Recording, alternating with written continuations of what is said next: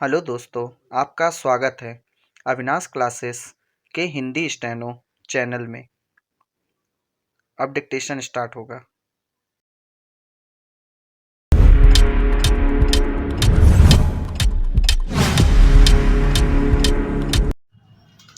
Start.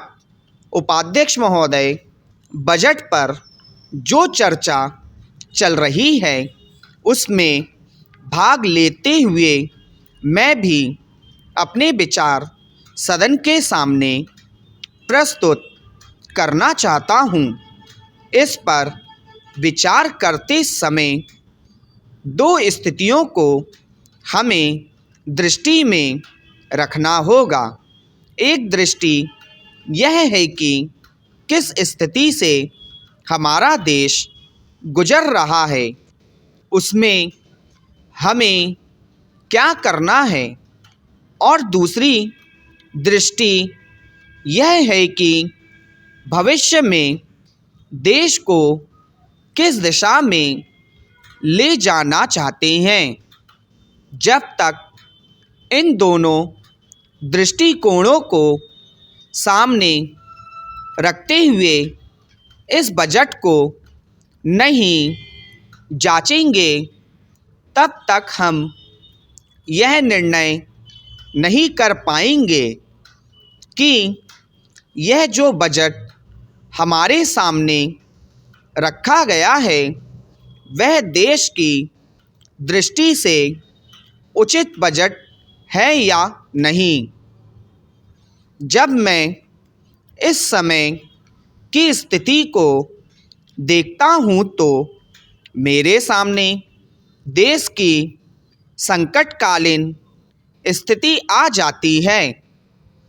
किस तरह से चीन और पाकिस्तान की तरफ से हमको खतरा है, किस तरह से वे देश पर हमला करना चाहते हैं और किस तरह से हमारी आपसी एकता को मिटाकर हमको लड़ाकर देश में देशद्रोह फैलाना चाहते हैं। इसके साथ ही साथ जब मैं पिछले बजट को सामने रखता हूँ तो मुझे यह कहना पड़ता है कि आज का बजट चाहे जिस स्थिति में भी रखा गया हो, बहुत सुंदर बजट है। एक ईमानदार कोशिश हमारे वित्त मंत्री महोदय ने इस बजट को तैयार करते समय की है, लेकिन एक राजनीतिक की दृष्टि से जब मैं देश के भविष्य की ओर देखता हूँ तो मुझे यह कहने में कोई संकोच नहीं होता है कि कोई विशेष समाधान इस बजट में नहीं निकलता। मैं जिस पार्टी से संबंध रखता हूँ उसका जो उद्देश्य है उसको सामने रखते हुए मैं यह कह सकता हूँ कि जो हमारे सामने आदर्श है वे सब आज ही पूरे नहीं हो सकते। हमारे वित्त मंत्री या हमारी सरकार आज ही सब कुछ नहीं कर सकती या स्वर्ग लाकर हमारे सामने खड़ा नहीं कर सकती, लेकिन फिर भी यह मैं अवश्य देखना चाहता हूँ कि हमारा देश आगे बढ़ रहा है या नहीं। जिस दिशा में हम आगे बढ़ रहे हैं उसे देखकर मुझे निराशा अवश्य होती है। जो प्रस्ताव कांग्रेस अधिवेशन में पास हुआ उसके मूलभूत विचार में आपके सामने रखना चाहता हूँ।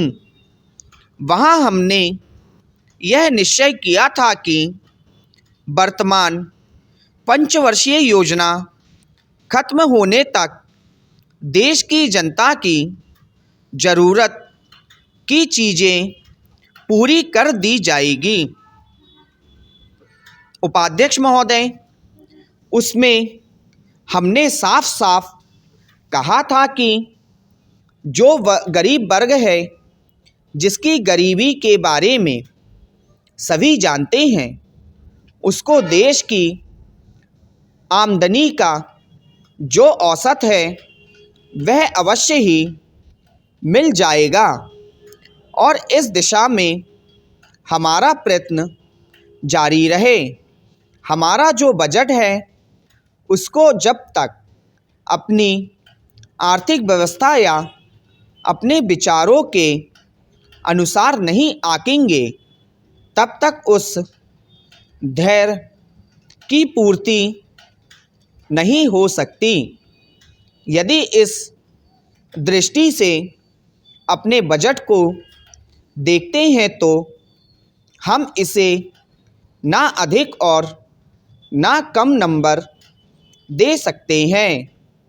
मेरी प्रार्थना यह है कि सरकारी या सरकार जिन संस्थाओं को सहयोग देती है उन्हें आदेश दिया जाए कि वे देश की उन्नति का विचार करें, परंतु खाने की पुष्टि देकर नहीं।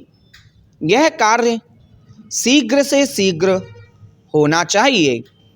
इसका कारण यह है कि उच्च श्रेणी आम जनता का आदर्श होती है और जो कुछ उच्च श्रेणी के लोग करते हैं उसकी नकल कनिष्ठ श्रेणी के लोग करते हैं। इसलिए यह काम पहले उच्च श्रेणी पर हो जाए तो आम जनता पर उसका प्रभाव अवश्य गहरा पड़ेगा। सप्ताह में 2 बार भोजन छोड़ने का जो मेरा सुझाव है, इससे न केवल अनाज वरन ईंधन, तेल, कोयला आदि सबकी बचत होगी। भोजन छोड़ने के अलावा अन्य बचाने का और भी एक तरीका है, वह भी सामूहिक समाज श्रेणी पर किया जा सकता है। जानते हैं कि इस देश में 10% अन्न कौन खराब करता है? कीड़े, पक्षी, बंदर और बोरिया ठीक ना होने से अनाज गिर जाता है और मिट्टी में मिल जाता है। यह विचारणीय है। इस प्रकार 80 लाख टन बर्बाद होने वाले अन्न को बचाया जाए तो भारतवर्ष को किसी भी देश में से अन्न की भिक्षा मांगने की आवश्यकता नहीं पड़ेगी। श्रीमान, यह अपराध कबूतरों, बंदरों, कीड़ों आदि का नहीं है। यह अवश्य ही हमारा अपराध है।